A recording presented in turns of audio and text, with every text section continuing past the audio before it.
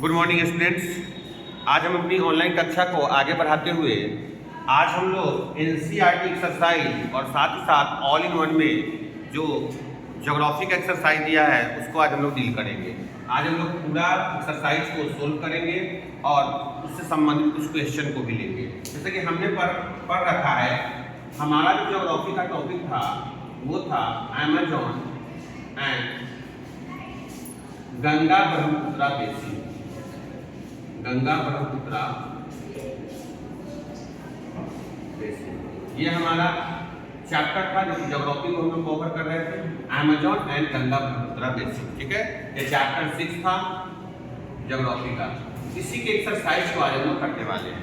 तो पहला एक्सरसाइज का जो पहला क्वेश्चन है एनसीईआरटी में जो कि दिया हुआ है, इसमें लिखा है कि river Brahmaputra is known by different names in different places. जो ब्रह्मपुत्रा रिवर है उसको अलग अलग जगह पे अलग अलग नाम से जाना जाता है। जैसा कि हमने क्लास में बताया भी है कि आप जैसे तिब्बत में जाएंगे तो तिब्बत में इसको स्वांगपू के नाम से जानेंगे, किसके नाम से, तो स्वांगपू के नाम से जानेंगे। जैसे आप आएंगे बांग्लादेश में तो बांग्लादेश में इसका नाम जमुना हो जाएगा, बांग्लादेश में किस नाम से जानेंगे, तो जमुना के नाम से। ठीक है, आगे अगर भारत में बात करें तो भारत में इसको दिहांग और सियान के नाम से जानते हैं। दिहांग एंड सियान ये अरुणाचल प्रदेश में हम लोग बोलते हैं। कहाँ बोलते हैं? अरुणाचल प्रदेश में, अरुणाचल प्रदेश। तो ये एनसीईआरटी में दिया हुआ है। अगर थोड़ा सा और डीप डेप्थ में जाए, जैसे मेघना के नाम से भी जानते हैं। आपको पता होगा मेघना का निर्माण कैसे होता है। हमने बताया है कि जब जमुना और पद्मा जब दोनों मिलती हैं तो एक नए नदी का निर्माण होता है और उसको हम लोग मेघना कहते हैं। तो मेघना कहीं ना कहीं ब्रह्मपुत्रा का ही पार्ट है। तो याद रखिएगा, स्वांगपू तिब्बत में, बांग्लादेश में इसको जमुना, भारत में दिहांग सियान, खास करके अरुणाचल प्रदेश में। हमने ये भी बताया था कि दिहांग और सियान इसकी दोनों ये ट्रिब्यूटरी है। ठीक है, जो कि जाकर के ब्रह्मपुत्रा में भारत में मिलती हैं। इसी के नाम भी इनका नाम है और आज हमने मेघना के बारे में भी चर्चा किया है। अगला क्वेश्चन है, collect some handicraft made from jute, bamboo and silk, display them in the class, find out in which area they were made। यानी बात कर रहा है कि जो बैम्बू है, बैम्बू ये भारत में किस रीजन में मिलता है। तो अगर बात करें बैम्बू के बारे में तो आप अपने घर पे ही देखते होइएगा, गांव वगैरह आप जाते हैं तो आपके यहाँ ज़्यादातर बांस की खेती होती है। ठीक है, आप जब आप अपने घर पे जाते होंगे तो वहाँ देखते होंगे कि अधिक से अधिक मात्रा में आपको बैम्बू ट्री मिलता है। तो खास करके बैम्बू ट्रीज के बारे में बात करें तो बैम्बू ट्री पूरे नॉर्दर्न प्लेन में आपको देखने को मिलेगा।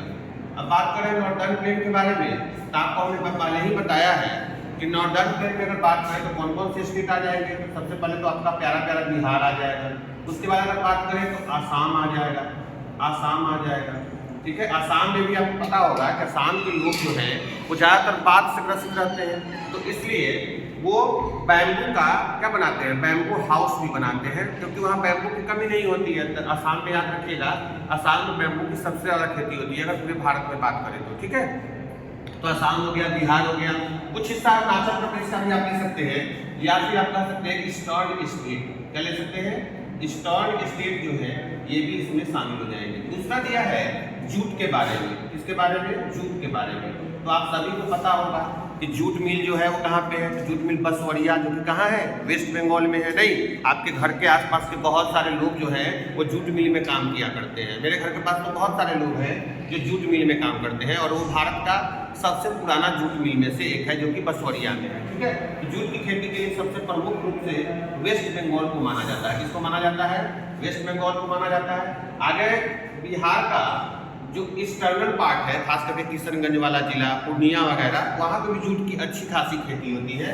तो आप कुछ पार्ट्स ऑफ बिहार भी लिख सकते हैं कि कुछ बिहार के कुछ हिस्सों में भी जूट की खेती होती है। तो ये भी हमारा था कि जूट कहाँ कहाँ, बंगाल हो जाएगा और पार्ट्स ऑफ बिहार हो जाएगा। ठीक है, तो अब हम चलते हैं क्वेश्चन नंबर तीसरे की तरफ। तीसरा क्वेश्चन है कि name the continent in which the Amazon basin is located. तो हमने बहुत अच्छा से इसको बताया है कि अमेजन जो बेसिन है ये किस कॉन्टिनेंट में है। तो बात करें अगर अमेजन के बारे में तो अमेजन के बारे में हमने काफ़ी अच्छी जानकारी आपको दी है। हमने ये भी बताया है कि अमेजन का जो विस्तार है वो किस किस देशों में है। लेकिन यहाँ क्वेश्चन पूछ रहा है कि ये किस कॉन्टिनेंट में है, तो किस कॉन्टिनेंट में हो जाएगा, तो ये हो जाएगा आपका साउथ अमेरिका में। ठीक है ना, किस कॉन्टिनेंट में है ये? साउथ अमेरिका में है। और थोड़ा अगर बात करें तो याद रखिएगा यहाँ का जो ये जो रीजन होगा अगर बात करें रीजन के बारे में, लोकेशन के बारे में, तो ये जो रीजन होगा वो होगा आपका ट्रॉपिकल रीजन में। कौन से रीजन में आएगा ये? ट्रॉपिकल रीजन में। और हमने ये भी बताया था कि ट्रॉपिकल रीजन में क्या होता है, ट्रॉपिकल रीजन में टेम्परेचर क्या होगा? ज़्यादा होगा। टेम्परेचर क्या होगा? ज़्यादा। और जैसे ही टेम्परेचर ज़्यादा होगा तो प्रेसिपिटेशन भी क्या होगा सर? तो प्रेसिपिटेशन भी ज़्यादा होगा। प्रेसिपिटेशन जो बारिश होगी वो क्या होगा? वो भी ज़्यादा होगा। और जब प्रेसिपिटेशन ज़्यादा तो क्या होगा? क्या होगा? तो वहाँ पे वेजिटेशन भी ज़्यादा होगा। प्रेसिपिटेशन ज़्यादा तो वेजिटेशन भी क्या? ज़्यादा, यानी वहाँ पेड़ पत्ते ज़्यादा होंगे, वनस्पति भी ज़्यादा होंगे। ठीक है ना? इसको आप कनेक्ट कर सकते हैं कि ये जो अमेजोन है और इसी अमेजोन से एक फॉरेस्ट निकला है जिसको हम लोग अमेजोन फॉरेस्ट कहते हैं, या फिर इसको हम लोग अमेजोन रेन फॉरेस्ट भी कहते हैं। क्या कहते हैं? अमेजोन रेन फॉरेस्ट इसको कहते हैं। तो ये तमाम तरह की जानकारी है जिसके बारे में हम लोग ऑलरेडी चर्चा कर चुके हैं।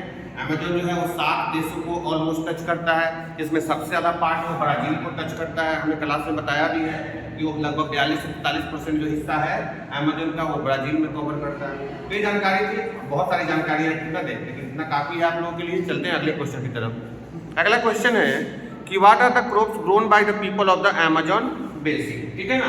अगला क्वेश्चन है कि अमेजोन के जो लोग हैं वो कौन से क्रॉप्स को उगाते हैं। ठीक है, तो अगर बात करें अमेजोन के लोग के बारे में कि अमेजोन में जो क्रॉप्स है वो कौन कौन से उगाए जाते हैं, तो क्रॉप्स में आपको मेन रूप से यहाँ पे टैपियोका उगाया जाता है। टैपियोका, ठीक है। उसके बाद अगर बात करें तो टैपियोका के अलावा यहाँ पे और क्या उगाया जाता है? यहाँ पे पाइन एप्पल उगाया जाता है, पाइन एप्पल। ठीक है, साथ ही साथ यहाँ के लोग जो है वो स्वीट पोटैटो की भी खेती करते हैं। गाँव देहात में देखिएगा अभी अलुआ खूब मिलता है, नहीं? आप देखते होइएगा महाशिवरात्रि के दिन, ठीक है ना, अलुआ लोग खाना ज़्यादा पसंद करते हैं, और जो भी फास्टिंग में रहती है खास करके औरतें वो अलुआ का जरूर सेवन करती हैं। तो याद रखिएगा, अभी मिलेगा आपको गाँव देहात में अगर जाइएगा तो आपको स्वीट पोटैटो जरूर देखने को मिलेगा। ठीक है, तो ये याद रखिएगा, ये भी वहाँ का स्टेपल डाइट है, या फिर यूँ कर सकते हैं तो अमेजोन में होने वाली ये प्रमुख क्रॉप्स है। टैपियोका भी है और पाइनएप्पल भी है। ठीक है, अब हम उसको इरेज करते हैं, क्योंकि इतना ही आ पाएगा तो हम उसको इरेज करते हैं और फिर हम लोग आगे चलेंगे।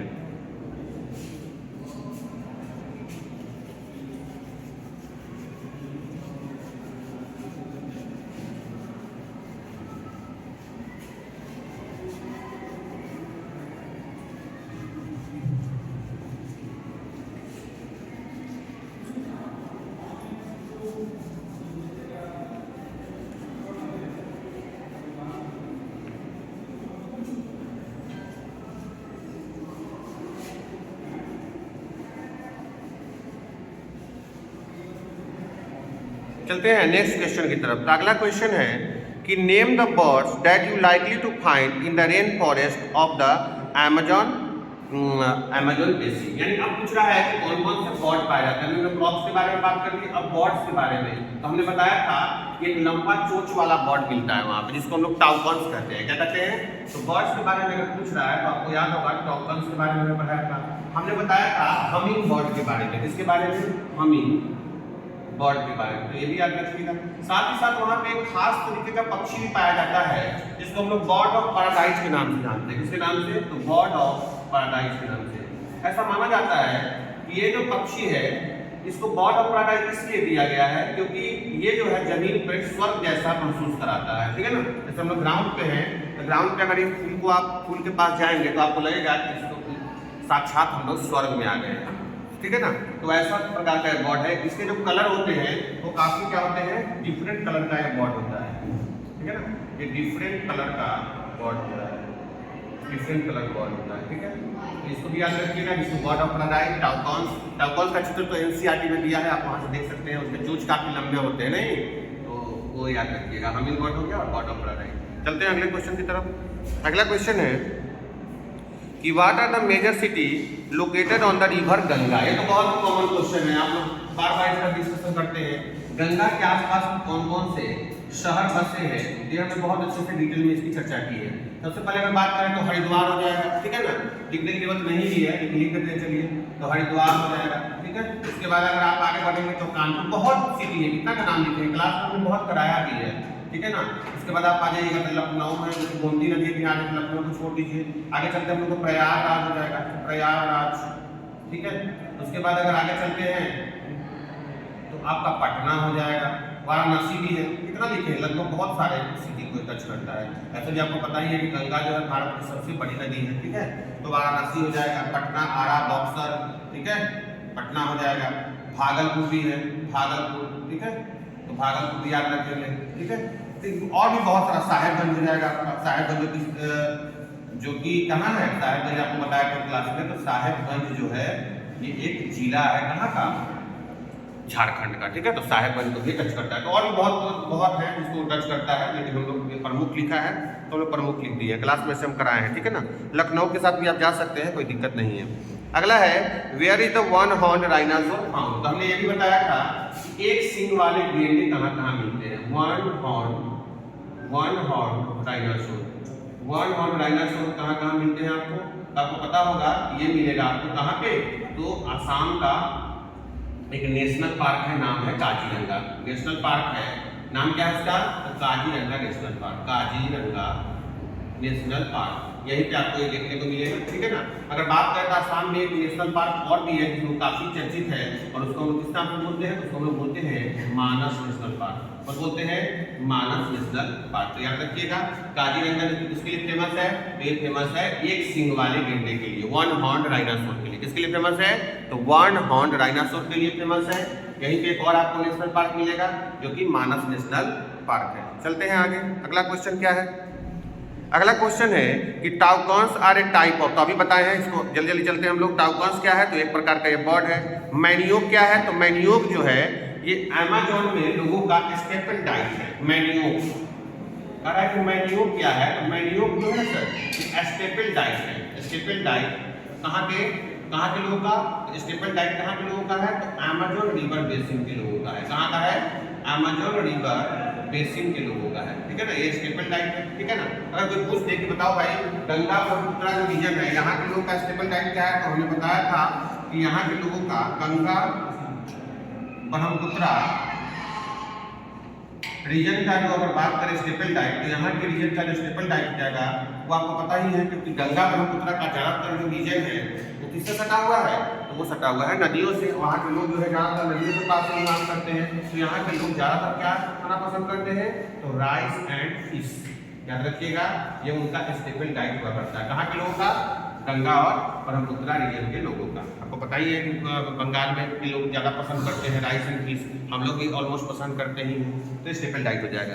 चलते हैं आगे, अगला है Kolkata is located on the river. तो बताई है प्रमुख शहर और उसके पास बसे, ठीक है ना, जो या फिर यूँ कह सकते हैं प्रमुख नदियाँ और उसके पास बसे कुछ सिटी के बारे में हमने पढ़ा है। तो कोलकाता कौन सी नदी के किनारे है, कोलकाता हो जाएगा आपका कौन सी नदी के किनारे, कोलकाता हो जाएगा हुगली नदी के किनारे। कौन नदी के किनारे हो जाएगा, हुगली नदी के किनारे हो जाएगा, ठीक है। तो याद रखिएगा कोलकाता हो जाएगा हुगली नदी के किनारे। चलते हैं आगे, अगला है कि Deodhar and Pir R A type of, ठीक है ना। तो हमने बताया था कि देवधर और पीर, FIR फील बोलते हैं उसको, देवधर, ठीक है, और फील ये किस प्रकार के पेड़ है, तो हमने बताया था कि ये पेड़ कहाँ पाए जाते हैं सर, तो ये पेड़ पाए जाते हैं माउंटेन्स के रीजन में। कहाँ, on the foothills of Himalaya, on the foothills of कहाँ, on the foothills of Himalaya, यानी हिमालय के जो फुटहिल्स है, हिमालय का जो पाद है, ठीक है ना, वहीं पे ये पाया जाता है। और कहाँ पे, तो याद रखिएगा किस प्रकार का पेड़ है, अगर टाइप पूछ दे तो बोलना कोनीफेरस है। कौन सा है, तो कोनीफेरस टाइप है। क्या है, कोनीफेरस देखते ही होंगे आप लोग, वैसा पेड़ को हम लोग कोनीफेरस कहते हैं जिसमें कांटे लगे होते हैं। क्या लगे होते हैं, कांटे लगे होते हैं, वो इस प्रकार का होता है। जैसे आप लोग क्रिसमस वगैरह में जो क्रिसमस ट्री को देखते हैं ना, तो सेम वैसे ही होते हैं ये देवदार और पाइन, ठीक है। तो ये कोनीफेरस ट्री है, याद रखिएगा कौन सा ट्री है, तो ये कोनीफेरस ट्री है। चलते हैं हम लोग आगे अगले क्वेश्चन की तरफ। अगला क्वेश्चन है कि Bengal tiger is found in. तो हमने इसके बारे में भी बहुत अच्छे से बताया था कि बंगाल टाइगर कहाँ पाए जाते हैं। आपको पता होगा कि डेल्टा जो है जो कि दुनिया का सबसे बड़ा डेल्टा बनाती है, कौन दो रिवर मिलकर बनाती है, तो हमने ये भी बताया था कि गंगा और ब्रह्मपुत्र दोनों मिलकर के दुनिया की सबसे बड़ी डेल्टा बनाती है, और उस डेल्टा को हम लोग कहते हैं सुंदरबन डेल्टा। कौन सा नाम जानते हैं हम लोग, तो हम लोग उसको सुंदरबन डेल्टा के नाम से जानते हैं, ठीक है। तो याद रखिएगा सुंदरबन डेल्टा के बारे में। क्वेश्चन पूछ रहा है कि बंगाल टाइगर कहाँ पे मिलेगा, तो बंगाल टाइगर आपको वही मिलेगा डेल्टा के पास। हमने बताया था कि सुंदरवन डेल्टा जो है वहीं पे एक नेशनल पार्क भी है जिसको हम लोग सुंदरवन नेशनल पार्क भी कहते हैं। तो याद रखिएगा, वहीं पे आपको मिलेगा कौन, वहीं पे आपको मिलेगा रॉयल बंगाल टाइगर। कौन? तो royal Bengal tiger. Royal Bengal tiger किसके लिए फेमस है sir? Royal Bengal tiger famous है किसके लिए? तो ये एशियाटिक टाइगर भी बोल सकते हो इसको, एशियाटिक टाइगर के लिए फेमस है। यहाँ पे आपको एशियाटिक टाइगर मिलेगा और ये कहाँ मिलेगा, कौन से नेशनल पार्क में? ये मिलेगा आपको सुंदरवन नेशनल पार्क। और सुंदरवन नेशनल पार्क को भी हम लोग सुंदरवन डेल्टा कहते हैं। और बात करें यहाँ पे कौन सा ट्री मिलेगा, तो यहाँ पे आपको मिलेगा मैंग्रोव ट्री। कौन मिलेगा? तो मैंग्रोव ट्री मिलेगा। याद रखिएगा, बहुत सारा फैक्ट है जिसको आप लोग को याद रखना है। एक क्वेश्चन से हम बहुत सारे फैक्ट को यहाँ पे दे रहे हैं ताकि आपका क्लास का रिवीजन भी हो जाए, साथ ही साथ आपके क्वेश्चन भी पूरी तरह से सोल्व हो जाए। चलते हैं हम लोग आगे। एनसीईआरटी का तो डाउट ऑलमोस्ट हमने कंप्लीट कर लिया है, ठीक है। अब आपका जो ऑल इन वन का डाउट है उसको हम लोग कवर करेंगे, ठीक है। ऑल इन वन का जो डाउट है उसको हम लोग कवर करेंगे। आज क्लास को भी यहीं छोड़ते हैं। कल हम लोग इसका जो मल्टीपल चॉइस क्वेश्चन है यानी पार्ट 1 है इसको सोल्व करेंगे। और जब हम लोग सोमवार से मिलेंगे क्लास में तो फिर हम लोग आगे पढ़ेंगे उसके बारे में। चलिए, इस वीडियो को देखिए, अच्छे से समझिए। अगर कोई दिक्कत होगा तो आप क्लास में पूछ सकते हैं, ठीक है। आप लोग उसको नोट कर लीजिएगा कि ये डाउट है। जब सर क्लास में आएंगे, जब हमारी मुलाकात फेस टू फेस होगी तो हम उसको सोल्व कर लेंगे। वैसे तमाम तरह के जो क्वेश्चन थे हमने उसको बहुत अच्छे से डील किया है। चलिए, बहुत बहुत धन्यवाद जुड़ने के लिए। Have a nice day.